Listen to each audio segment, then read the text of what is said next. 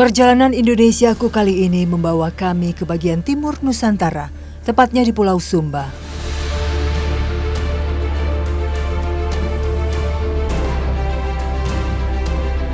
Kami mendatangi sebuah sekolah di Kecamatan Kambera yang bernama SD Negeri Bidi Praing. Kabarnya sebagian besar anak-anak harus melalui perjalanan panjang untuk pulang ke rumah.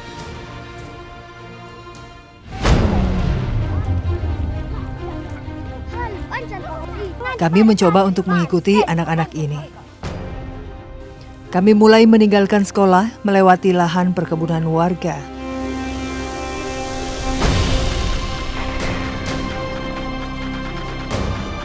Kini, sebuah sungai tampak di hadapan kami.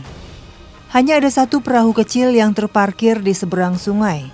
Sementara jumlah anak-anak yang sehari-hari harus menyeberang lebih dari 20 orang. Dua anak harus mengambil perahu yang terletak di seberang terlebih dahulu. Satu-satunya cara adalah dengan berenang. Seragam dilepas dan mereka pun langsung menceburkan badan.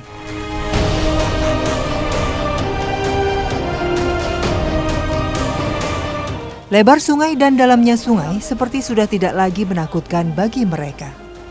Ini sudah menjadi kebiasaan anak-anak selama bertahun-tahun.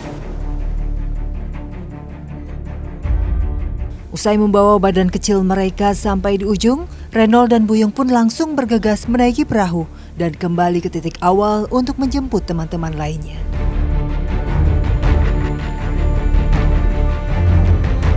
Di sisi sungai pertama, anak-anak juga mulai mempersiapkan pakaian dan tas yang akan dititipkan ke atas perahu. Saat Renol dan Buyung tiba, kami harus bergantian menyeberang. Perahu kecil ini hanya bisa menampung 5-6 orang anak.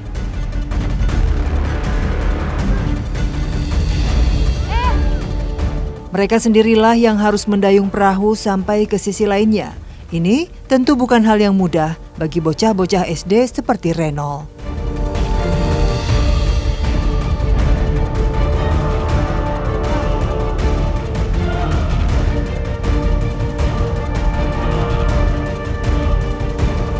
Perahu yang sudah kosong kemudian dibawa kembali ke titik awal untuk kedua kalinya.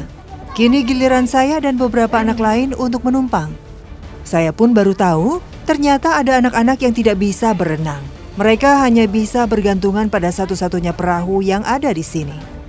Sementara itu, sebagian anak lain yang sudah menitipkan seragam dan tas di perahu lebih memilih untuk berenang. Awalnya, saya sempat kaget. Namun inilah kenyataan yang terjadi setiap hari. Anak-anak mengambil ancang-ancang sedikit lebih jauh dari titik yang dituju. Ini agar mereka bisa berenang mengikuti arus sungai.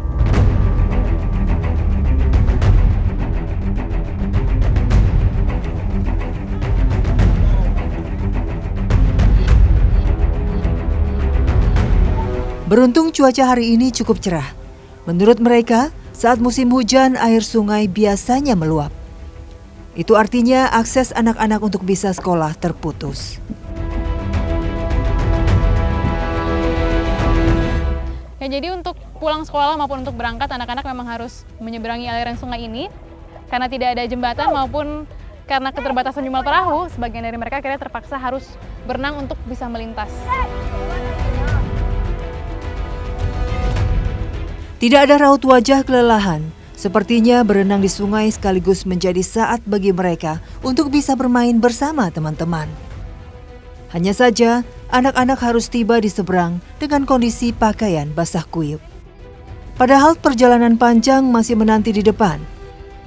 Dari salah satu murid, saya pun mengetahui bahwa di aliran sungai Kanimbaru beberapa kali masih terlihat sejumlah buaya yang tengah mencari makan.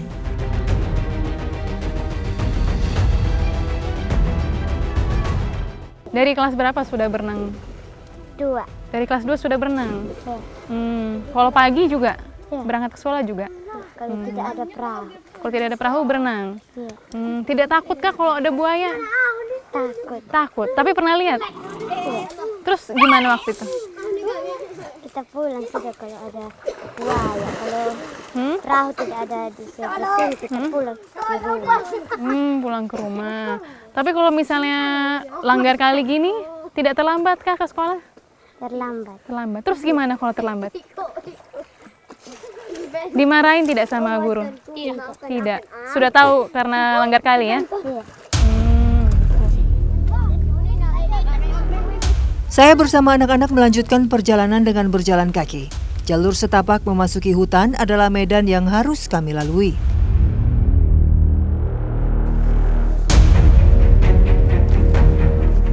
Ternyata, kami harus melewati puncak gunung terlebih dahulu. Jalan dengan tanjakan terjal pun menyambut kami. Jalur setapak ini sungguh sempit. Jika salah langkah, maka siapapun bisa terpleset di pinggir tebing yang cukup curam. Namun anak-anak bisa menyusuri tanjakan dengan begitu cepat. Maklum saja, ini merupakan rute yang biasa mereka lalui setiap hari. Kondisi jalan pun sudah mereka hafal dengan baik. Beda dengan saya yang harus bersusah payah melewati jalur berbatu dan menanjak.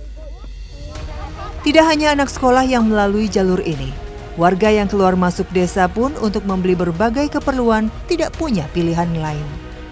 1 jam lebih kami berjalan dan akhirnya kami tiba di puncak.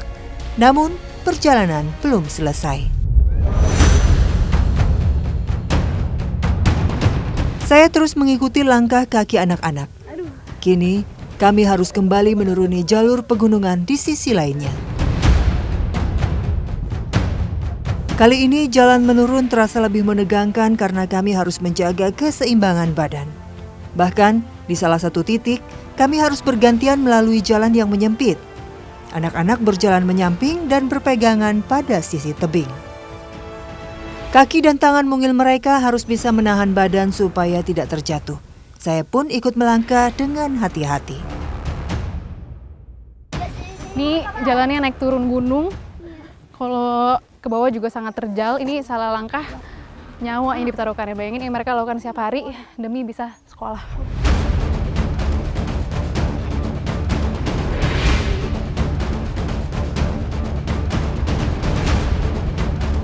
Turunan sampai ke dasar gunung masih cukup jauh.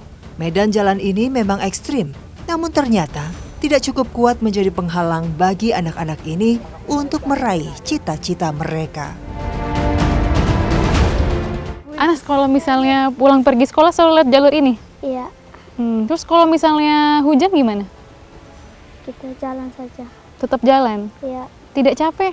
Tidak. Sudah dari kelas berapa? Kelas 2. Kelas 2. Pernahkah jatuh lewat tebing-tebing sini? Pernah. Pernah jatuh? Iya. Terus luka apa gimana? Tidak. Tidak luka? Supaya apa? Supaya pintar. Supaya pintar. Mau sekolah sampai kelas berapa? Lulus. Sampai lulus. Sampai SMP, SMA? Sampai kuliah mau? Iya. Mau jadi apa kalau sudah besar? Menjadi apa? Dokter. Menjadi dokter.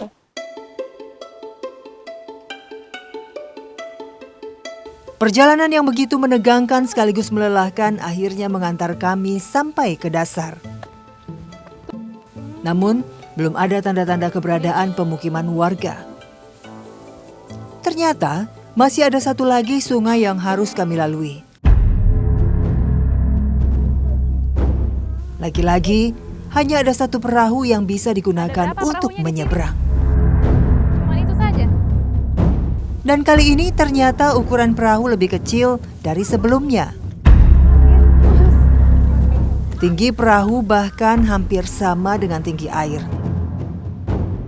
Dan lagi-lagi, tak semua anak bisa naik ke atas perahu. Akhirnya mereka memilih untuk berenang.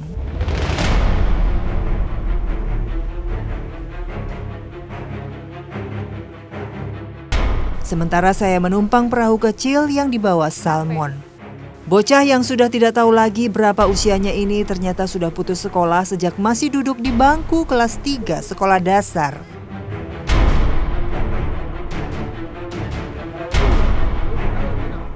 Terus biasa sehari-hari kamu ngapain?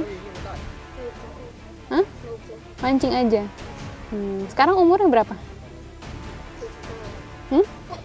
Tidak tahu. Terakhir sekolah kelas berapa? Kelas 3 terakhir. Sekarang tidak sekolah lagi? Kenapa tidak sekolah lagi? Dulu sekolahnya di mana? Di Lawinu juga situ? Oh, sama teman-teman dulu di situ. Terus kenapa berhenti?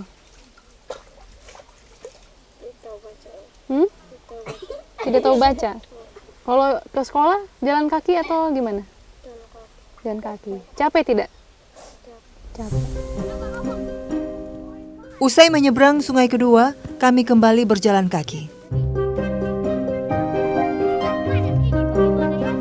Tak lama akhirnya kami tiba di pemukiman warga.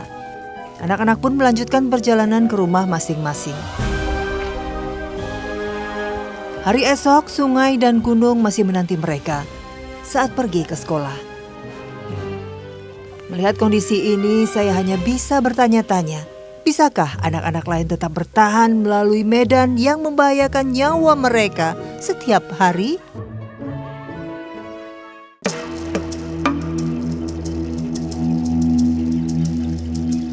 Tiba di rumah, Roland dan adik-adiknya tidak bisa langsung beristirahat.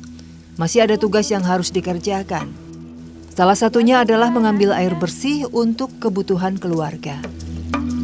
Kami mempersiapkan jerigen kosong dari rumah dan kembali menyusuri jalur perbukitan menuju sumber air bersih. Titik pengambilan air memang tidak sejauh jarak menuju sekolah, namun kami tetap harus berhati-hati saat melewati jalur setapak yang licin. Setelah 1 kilometer berjalan, akhirnya kami tiba di sebuah kubangan kecil yang menampung air hujan. Inilah satu-satunya sumber air bersih yang diandalkan keluarga Roland. Kami pun mulai mengisi jerigen yang kami bawa satu persatu.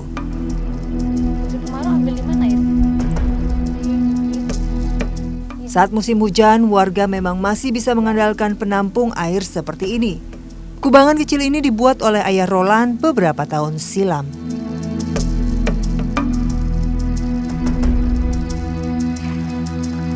Sini ya.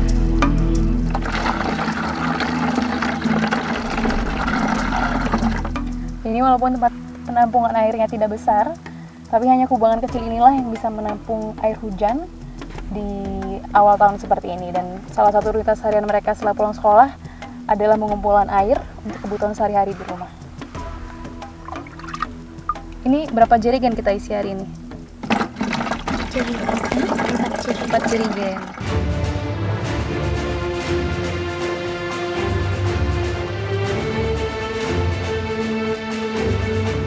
Sungguh saya tidak tega melihat adik-adik Roland yang baru berusia 6 dan 8 tahun ini sudah harus ikut menanggung kebutuhan keluarga. Ini walaupun cuma bawa 1 jerigen, tapi cukup melelahkan karena di sini medannya naik turun bukit. Dan bayangin, adik-adik di sini kalau misalnya ngambil air itu bisa berkali-kali dalam 1 hari. Entah harus salut atau prihatin dengan kondisi mereka yang seperti ini. Akhirnya kami pun tiba di rumah. Air yang kami bawa langsung kami simpan untuk digunakan kebutuhan keluarga. Inilah perjuangan anak-anak di Sumba Timur saat menjemput hak pendidikan mereka. Tak bisa dipungkiri bahwa pembangunan memang belum merata di tanah air tercinta.